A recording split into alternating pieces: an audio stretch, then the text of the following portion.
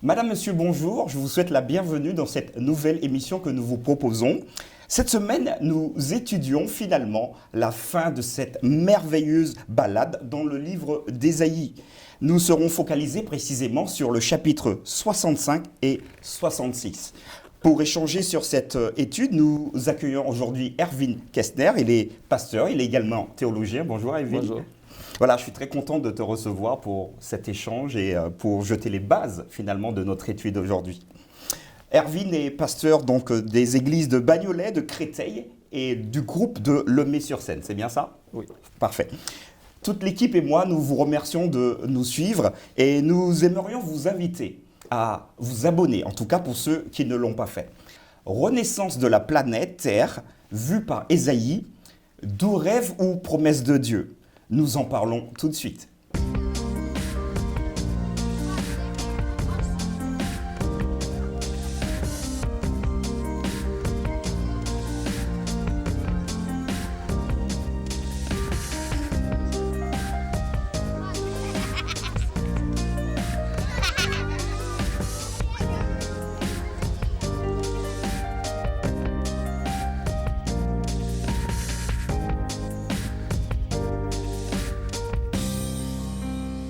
Je vous invite à passer un temps en prière avant de commencer cette étude. Père éternel, je te remercie parce que nous avons la possibilité d'étudier ta belle parole. Je t'invite à nous accompagner, à nous aider à sortir les vérités dont les personnes ont besoin et que tout se passe sous ton regard et selon ta volonté. Amen. Amen. La référence biblique qui sera en filigrane durant notre échange est tirée du chapitre 65 du livre d'Ésaïe. Je lis au verset 17. « Car je vais créer de nouveaux cieux et une nouvelle terre. On ne se rappellera plus les choses passées. Elles ne viendront plus à l'esprit. » Erwin, j'aimerais te poser une première question. Ésaïe écrit donc ce très beau texte. Ça fait environ 2700 ans, donc ça a fait quand même du temps. Le peuple a-t-il compris cette déclaration du chapitre 65, verset 17, de nouveaux cieux, une nouvelle terre? Qu'est-ce que tu en penses? Il faut nuancer la réponse car je crois bien qu'il y a des personnes qui ont compris.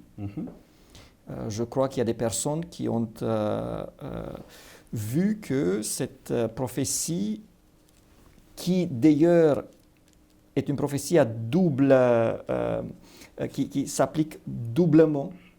Premièrement, Dieu avait un plan avec le peuple d'Israël. Jusqu'à Canaan, c'est ça? Oui, et jusqu'à la venue du Messie, le fait qu'ils vont donc eux-mêmes évangéliser toutes les nations. Et je pense que dans ce sens-là, l'ont compris la majorité. Maintenant, je crois aussi que certains ont vu que ça va au-delà et que c'est vraiment concernant la fin des temps et la nouvelle terre et le nouveau monde. Sauf que pendant le temps de Jésus, avant la venue du Messie, là, ils étaient à côté. Ouais. Donc, ils ont pris seulement ce qu'ils ont voulu, seulement ce qui leur a convenu des prophéties, pas seulement de celles-là, mais généralement de celles qui parlaient du Messie, de plan de Dieu avec le peuple d'Israël.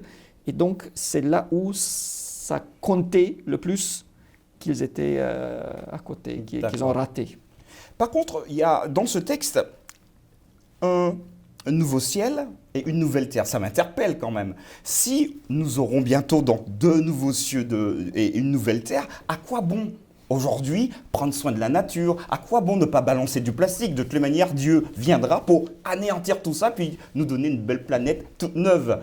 Toi, en tant que pasteur, qu'est-ce que tu pourrais nous dire à ce sujet? Si on aura un nouveau ciel et une nouvelle terre, à quoi ça sert? Alors, merci pour la question, parce que ça, c'est un sujet qui m'intéresse beaucoup. Non, on va pas jeter l'huile par terre comme ça. Par contre, je considère que c'est très important de le dire et de le savoir, que nous, en tant que chrétiens, en tant qu'adventistes du 7e jour, nous n'avons pas à nous enrôler dans le combat écologiste. On pourrait parler beaucoup de cela. Ce n'est pas que ce thème-là aujourd'hui, mais j'aimerais apporter la preuve. Aujourd'hui, l'écologie affirme que la Terre est détruite par le réchauffement global C'est ça. et par notre manière de vivre, de consommer, ainsi de suite. Gaz à effet de serre et tout le reste. Ça. Bon. Et que le salut de la planète vienne par l'écologie. Ça, c'est le message des écologistes. D'accord. Nous-mêmes, nous pouvons sauver la planète à travers les principes qu'ils proposent. Déjà, ça doit nous mettre la puce à l'oreille, car jamais on peut nous sauver la Terre. Mais ce n'est pas le réchauffement global qui détruit la Terre. Je vais lire Ésaïe, on est toujours en Ésaïe 24. Alors, chers amis, nous vous proposons de lire également ce texte avec nous, Ésaïe 24. 19 et 20. La terre est déchirée, la terre se brise, la terre chancelle. Voilà, on est dans le... Oui. La terre se détruit. La terre chancelle comme un homme ivre, elle vacille comme une cabane. Son péché pèse sur elle. Elle tombe et ne se relève plus.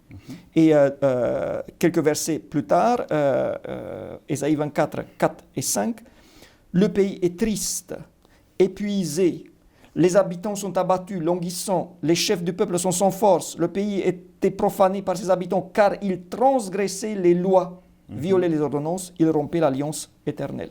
Donc, selon la parole de Dieu, j'aurais pu mettre aussi d'autres textes, selon la parole de Dieu, ce qui détruit la terre d'une manière physique et morale, bien sûr, c'est le péché. D'abord. Et donc c'est en luttant contre le péché qu'on peut faire quelque chose pour la terre. Et pour continuer, la Bible parle aussi du réchauffement global. Elle dit que vers la fin des temps, il y aura ça. On n'a pas pensé au moment où ce n'était pas un sujet. Ouais. Mais on peut lire encore deux passages. Allez, et je n'ai fini avec le sujet. Joël, le passage que nous connaissons d'ailleurs, Joël 1, 15, 19, 20 et le verset 3 du deuxième chapitre. Alors, Joël chapitre 1, verset 15. 15 d'abord.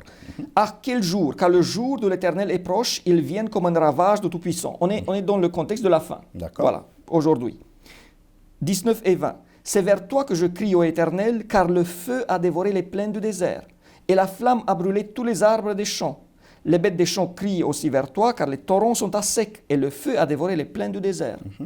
Et chapitre 2, verset 3. Devant lui est un feu dévorant, et derrière lui une flamme brûlante. Le pays était auparavant comme un jardin d'Éden, et depuis c'est un désert affreux. Rien ne lui échappe. Donc, mon interprétation est que ce passage parle d'un réchauffement vers la fin. Et ce qui est le plus beau est que nous avons, toujours dans Ésaïe cette fois-ci, la promesse que même s'il y a chaleur et réchauffement, Dieu va nous garder.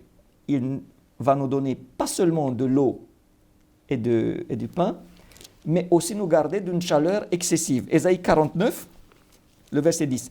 Là, je cite la version Darby parce qu'elle est plus claire que LSG. Ils n'auront pas faim et ils n'auront pas soif. Ça, nous connaissons bien, mais nous sommes arrêtés là. Mais attention, la chaleur et le soleil ne les frapperont pas. Dans la LSG, au lieu de chaleur, il y a le mirage. Donc, la chaleur est beaucoup plus correctement traduite. La chaleur et le soleil ne les frapperont pas, car celui qui a compassion d'eux les conduira et les mènera à des sources d'eau. Okay. Donc, ma réponse est la suivante. Je répète, on ne va pas jeter de l'huile partout. Voilà. Ce qui aide, on ne va pas gaspiller les choses.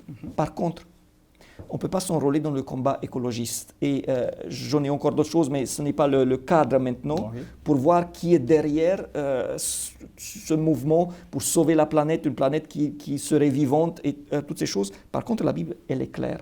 Ce qui détruit la terre, c'est le péché. Et c'est contre le péché dans ma vie d'abord, et en général, que je dois lutter pour faire quelque chose de bien. Donc, d'un côté, oui, protéger la nature, j'entends pas du plastique, de l'huile, donc être quelque peu écologiste sans rentrer dans la bataille écologique, mais en même temps, prendre en compte principalement le fait que la Bible nous dit que c'est le péché de tout le monde finalement qui détruit tout ça. Oui, et le fait de savoir que le combat écologiste est un combat du moi personnel qui sauve, c'est quelque C'est chose ça, de ok. faux qui va à l'encontre de la Bible. Oui, absolument, absolument.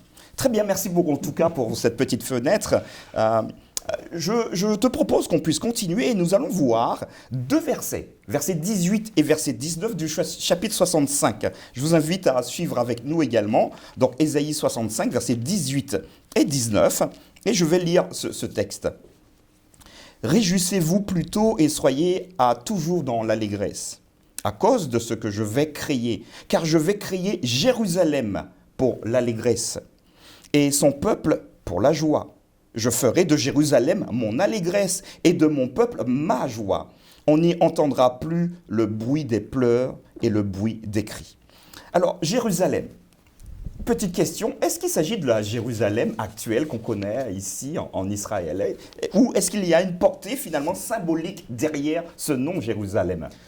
Je considère que, premièrement, quand la prophétie a été faite, Dieu a voulu avoir son peuple Israël au centre avec le Jérusalem pour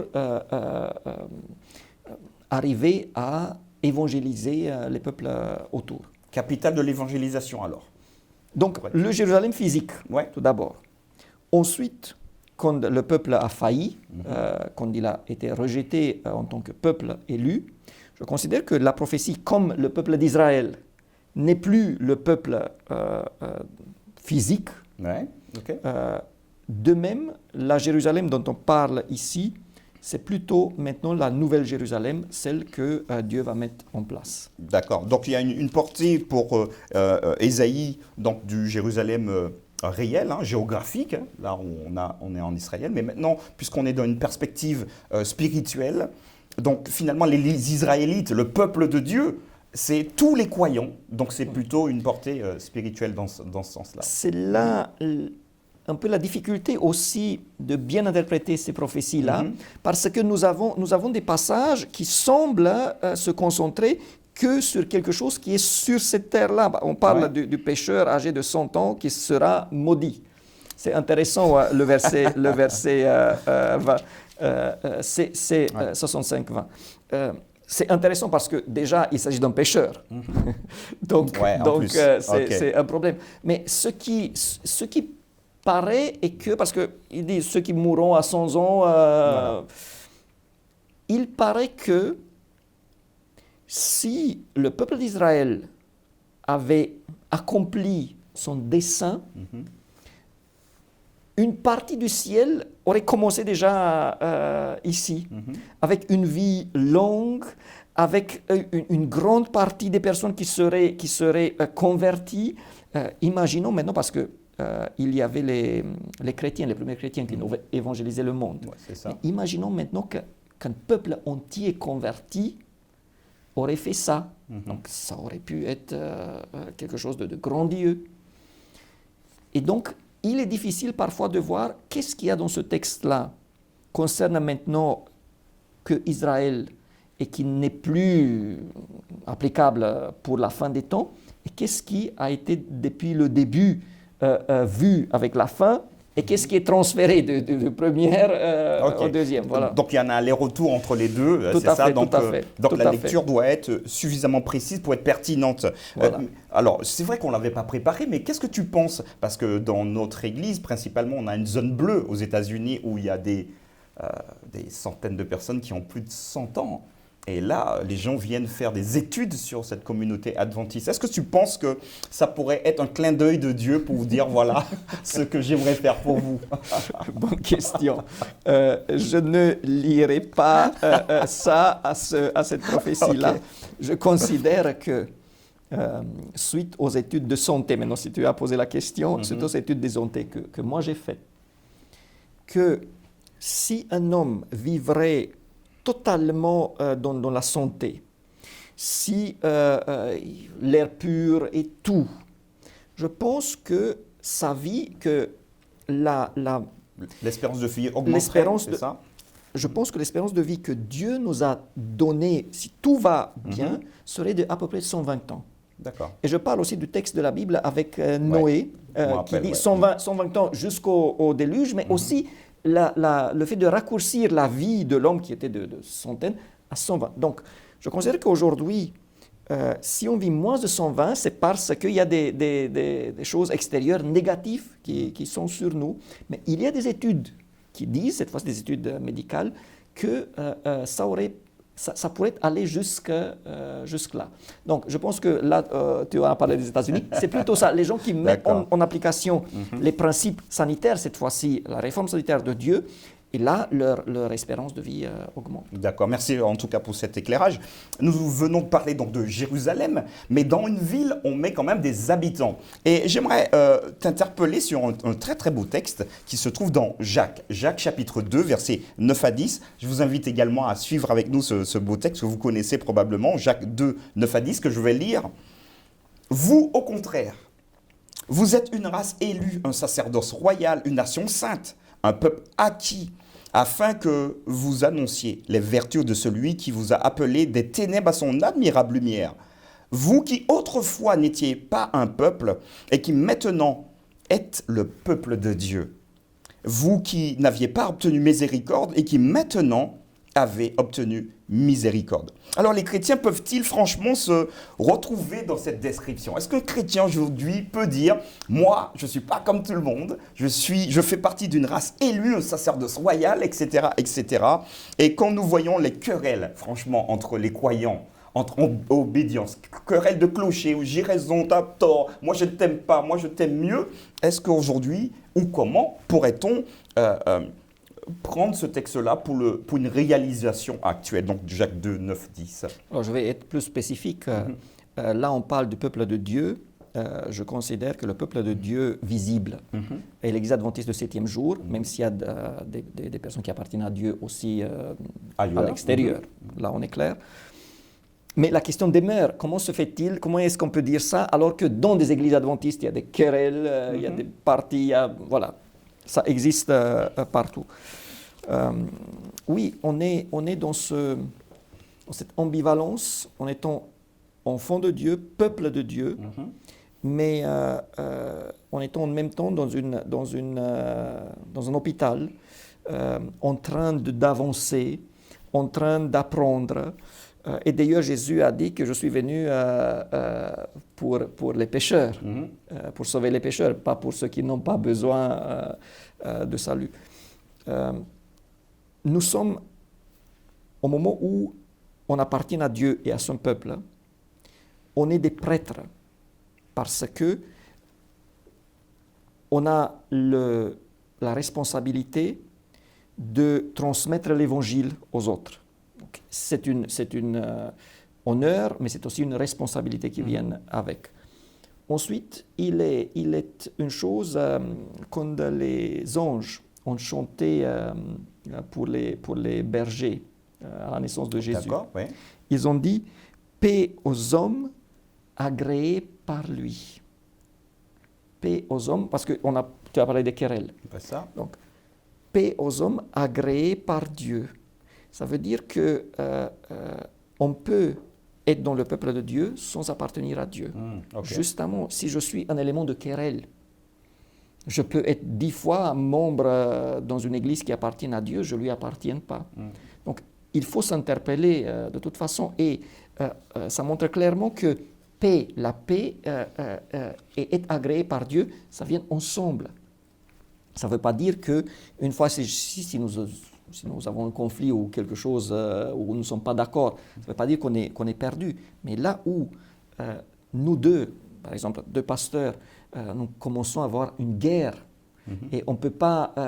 nous devons nous demander chacun à lui-même, est-ce que nous appartenons à Dieu et de quel droit nous pouvons dire aux autres après comment se comporter. On est plus légitime pour le faire dans ce cas si la querelle existe. On pourra discuter longuement. Dieu dit que son peuple, aujourd'hui, il n'y a plus de Lévites, nous sommes tous des prêtres. Mais il est vrai que tous ceux qui sont dans le peuple, je répète, ne sont pas les enfants de Dieu, malheureusement. Ok, très bien. Merci pour ton éclairage.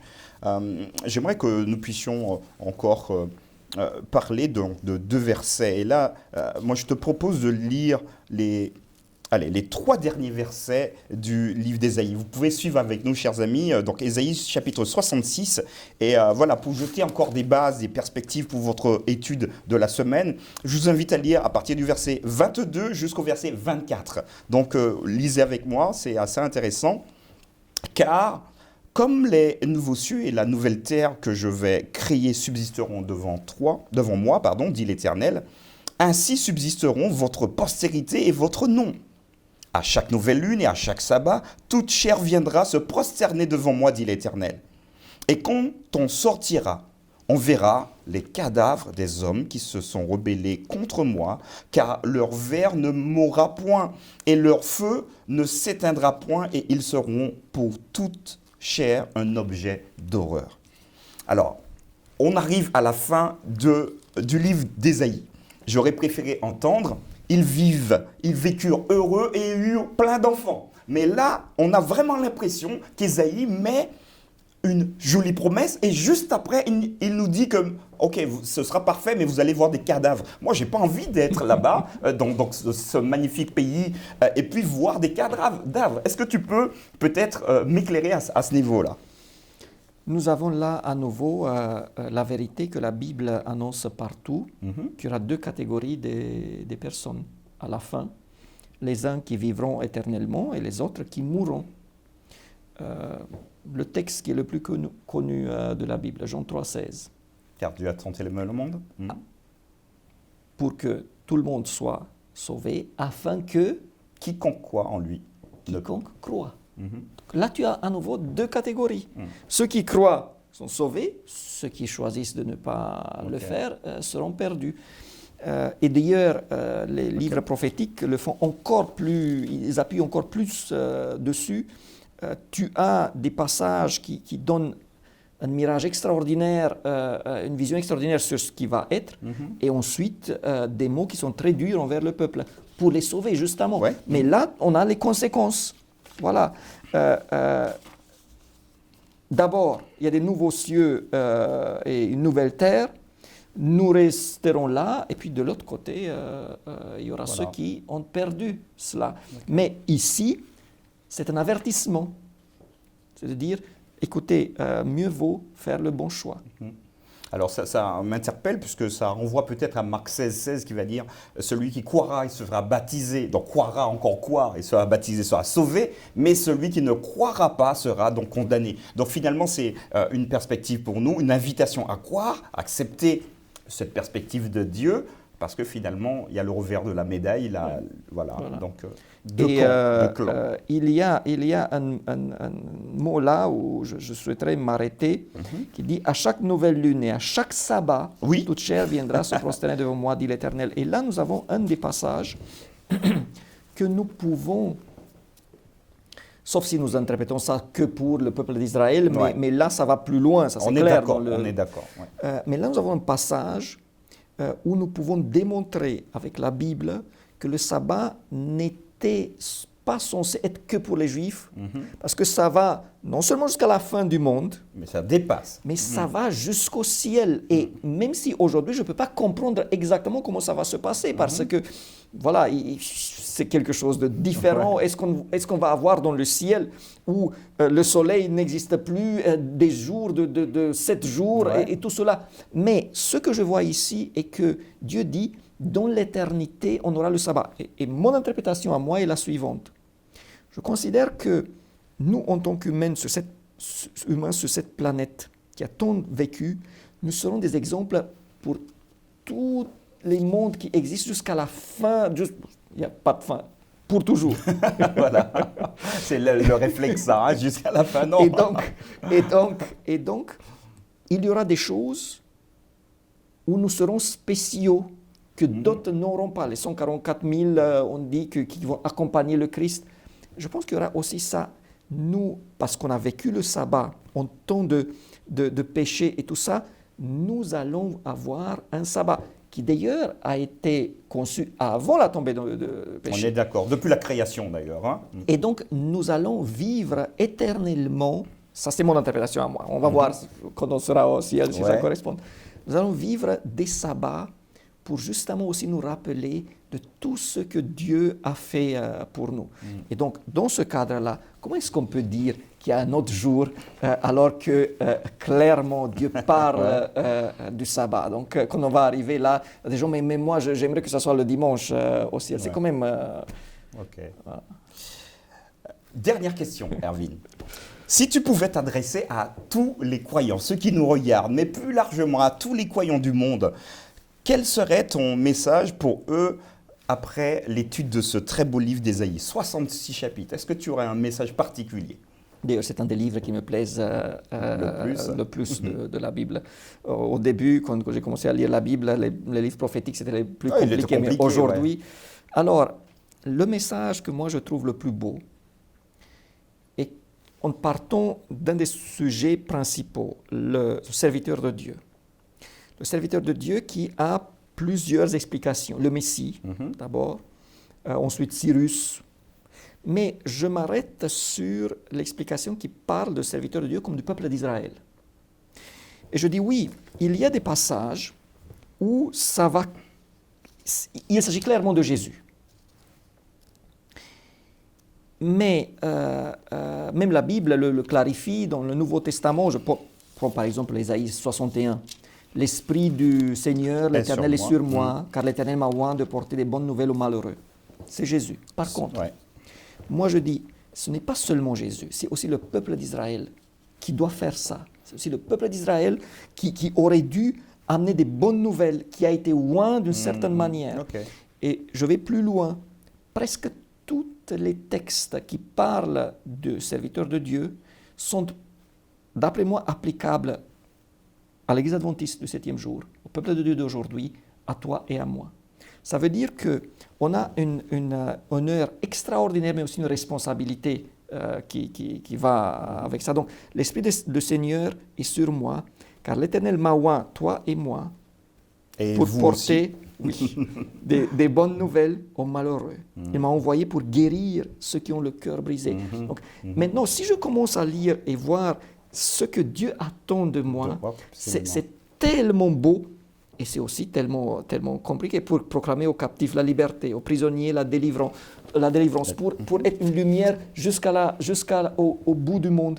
Donc mon message que je tire et que j'exprime là est que ce n'est pas seulement Jésus, ce n'est pas seulement Cyrus, toi et moi, nous sommes le serviteur de Dieu aujourd'hui et tous ces textes, presque tous les textes, s'appliquent et peuvent s'appliquer à nous. Ok, donc nous devons nous laisser interpeller par ça. En tout cas, merci beaucoup. Nous arrivons tout doucement à la fin de cette étape, chers amis. Et j'aimerais vous lire pour finir, ce sera donc notre conclusion, ce très beau texte d'Ellen White dans le livre Le Grand Espoir, chapitre 42 à la page 500. Elle nous dira ceci. La grande controverse entre le Christ et Satan a pris fin. Le péché et les pécheurs n'existent plus. Tout l'univers est propre. Un seul sentiment d'harmonie et de joie remplit la vaste création. La vie, la lumière et la joie coulent de celui qui a créé toutes choses dans toute l'étendue de l'espace infini. Depuis le plus minuscule atome jusqu'au monde le plus grand, toutes choses animées et inanimées dans leur beauté sont ombre et dans leur joie parfaite proclament que Dieu est amour. Voilà le projet que Dieu a pour vous, voilà le projet que Dieu a pour nous, pour chaque être humain sur cette terre. J'espère en tout cas que cet échange autour du livre d'Ésaïe pendant 3 mois, un trimestre, vous a permis de, comme tu le disais tout à l'heure, voir que nous avons également aujourd'hui une mission d'être des faiseurs de bonté parce que nous sommes travaillés directement par Dieu. Que Dieu vous garde et je vous dis à très bientôt. Merci de nous avoir suivis.